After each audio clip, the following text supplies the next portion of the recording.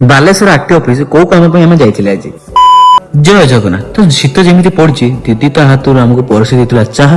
ତ ମାମା ମୁଁ ଏଠି ବସି ଚାହା ପିଉଛେ। ତ ଇଏ ଯିଏ ଆସୁଛି ଏଇ ସେଇ ଲୋକ ଯିଏ ଚାହା ବନେଇଛନ୍ତି ଯେମିତି ଆମେ ଖାଇପାରିବନି ସେଇଭଳିଆ ଚାହା ବନେଇଛନ୍ତି। ଚାହାରେ ମସଲା ବି ପକେଇ ଦେଇଛନ୍ତି। ସେଥିପାଇଁ ଚାହାର ନାଁ ହଉଛି ଚାହା ମସଲା ଚାହା। ତ ଆମେ ଚାହା ମସଲା ଖାଇ ଆମେ ମା ପୁଅ ଧାଉଛେ ଝାଡା। ସେଠୁ ଚାହା ପିଇକି ମୁଁ ଚାଲିଲି ଆମ ଗାଁକୁ ଜେରକ୍ସ କରିବା ପାଇଁ। ସେଠି ପହଞ୍ଚି ଦେଖିଲାକୁ ଭାଇ ଆମର ଖୋରକୁଛନ୍ତି। ମୁଁ ତାଙ୍କୁ ଦେଇଥିଲି ଯାହା ସବୁ ଜେରକ୍ସ କରିବା କଥା। ତାଙ୍କ କାନ୍ଥରେ ଗୋଟେ ଇଣ୍ଟରେଷ୍ଟିଂ ଜିନିଷ ଲେଖା ହେଇଛି ସେଟା ମୁଁ ଦେଖୁଛି କଣ ସବୁ ଲେଖା ହେଇଛି। ତ ଦେଖନ୍ତୁ ଏଠି ଲେଖା ହେଇଛି ଏଠାରେ ବାକି ଦିଆଯାଏ ନାହିଁ, ହେଇ ଆସୁଛି ଆଣିକି ଦଉଛି, ଏସବୁ ଛାଡନ୍ତୁ, ପଇସା ଦିଅନ୍ତୁ ଜିନିଷ ନିଅନ୍ତୁ। ଜୟ ଜଗନ୍ନାଥ। ତ ଭାବନ୍ତୁ ଜଣେ ଲୋକ ଆସିଥିବ ଜିନିଷ ନେଇତେ, ସେ ଭାବିବ କି ଗାଁ ଲୋକଟା ଆଜି ଦେବିନି କାଲିକି ପଇସା ଦେଇଦେମି, ଆଜି ନେଇଯାଉଛି କାଲି ପଇସା ଦେବି। ସେ ଦେଖିନବ କାନ୍ଥରେ ଜିନିଷ ଲେଖା ହେଇଛି, ସେ ପଢି ସାରିଲା ପରେ ଭାବିବ କି ନା ତା ଆତ୍ମା ଛାଡିଯିବ କି ନା ଥାଉ ମୁଁ ପଇସା ଦେମି ତାପରେ ଜିନିଷ ନେବି।